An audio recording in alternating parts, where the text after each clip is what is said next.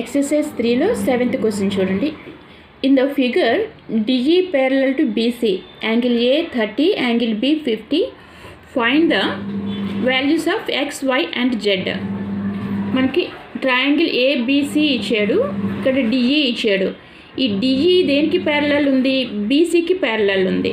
ఓకేనా? ఈ D E parallel to BC. Angle A ఇచ్చాడు 30, యాంగిల్ బి 50 degrees ఇచ్చాడు. మనం ఫైండ్ అవుట్ చేయవలసింది ఎక్స్, వై అండ్ జెడ్ని ఫైండ్ అవుట్ చేయాలి. అంటే angle D, angle E, angle C వాల్యూస్ని మనం ఫైండ్ అవుట్ చేయాలి. ఓకేనా? యాంగిల్ బి, యాంగిల్ డి వీటిని ఏమంటే corresponding angles. Angle B, angle D, అట్లనే యాంగిల్ సి, యాంగిల్ ఈ, ఇవి ఏంటంటే కరస్పాండింగ్ యాంగిల్స్. ఓకేనా?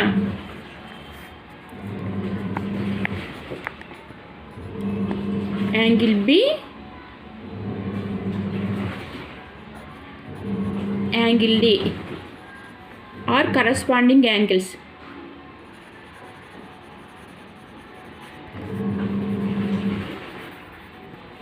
అలానే angle C, angle E,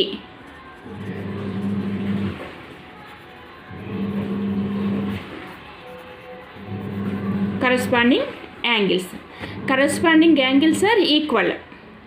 corresponding angles are equal అంటే angle C equal to angle E మాట. ఓకేనా? Angle B equal to angle D and angle C equal to angle E. అంటే angle B ఎంత మనకి ఇక్కడ 50 degrees. అంటే యాంగిల్ డి కూడా మనకి ఎంత వస్తుంది? 50 degrees వస్తుంది. యాంగిల్ డి కూడా మనకి ఎంత వస్తుంది? 50 degrees వస్తుంది. అంటే యాంగిల్ సి ఎంత? Z. Angle E x equal to x అంటే జెడ్ ఈక్వల్ టు జెడ్ అని. ఓకేనా? ఇక్కడ చూడండి, మీరు అర్థమైంది కదా? Corresponding angles are equal. Angle B 50 అయితే యాంగిల్ డి కూడా 50 అవుతుంది. ఇది మనకి ఎంత వచ్చినట్టు? ఇది కూడా 50 అయ్యింది. అలానే angle C equal to angle E, corresponding angles. ఇది జెడ్ అయితే ఇది కూడా జెడ్డే కదా. జెడ్ ఈక్వల్ టు ఎక్స్, కానీ ఇది జెడ్ కాబట్టి ఇది కూడా Z. This is equal to this. ఓకేనా? ఇప్పుడు ఏం చేయాలంటే యాంగిల్ సమ్ ప్రాపర్టీ తీసుకోవాలి. మనకి ఏమైంది? ఇక్కడ 50 వచ్చింది. మనకి ఇక్కడ ఈ జెడ్ వాల్యూ రావాలి.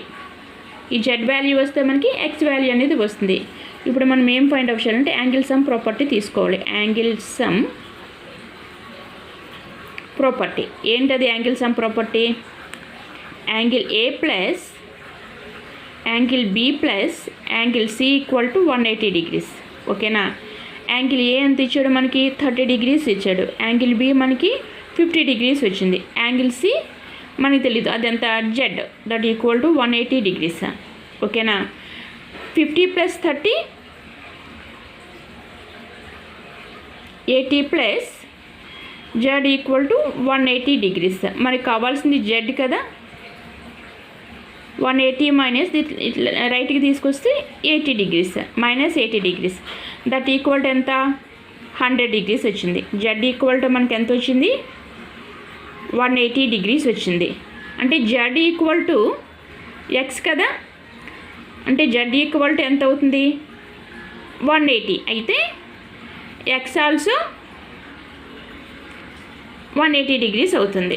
ఓకేనా? ఇది ఎంత వచ్చింది? 180 degree అయ్యింది. కాబట్టి ఎక్స్ ఈక్వల్ టు ఎంత? జెడ్ ఈక్వల్ టు మనకి ఎంత వచ్చింది? 100 degrees వచ్చింది. కాబట్టి జెడ్ 100 అంటే ఇది కూడా ఎక్స్ కూడా మనకి ఎంత? 100 degrees. అంతేనా? ఏ ఎంత? 30, angle B 80, z plus 180. 50 + 30 80 degrees. 80 plus z equal to 180. మనకు కావాల్సింది జెడ్ వాల్యూ కాబట్టి 180లోంచి ఈ 80ని తీసేస్తే మనకి ఎంత వచ్చింది? 100 వచ్చింది. అంటే జెడ్ ఈక్వల్ టు మనకి ఎంత వచ్చింది? 100 degrees వచ్చింది. అంటే జెడ్ ఈక్వల్ టు ఎక్స్ కదా. అంటే జెడ్ 100 అయితే ఎక్స్ కూడా 100. ఓకేనా? జెడ్ ఈక్వల్ టు ఎక్స్ కదా. అంటే 100 అయితే ఇది కూడా 100 కదా, ఎక్స్ కూడా 100 కదా. మనకి ఎంత వచ్చింది? ఎక్స్ 100 degrees వచ్చింది. ఓకేనా? ఇక్కడ ఎంత వచ్చింది మనకి? యాంగిల్ వై ఎంత వచ్చింది మనకి?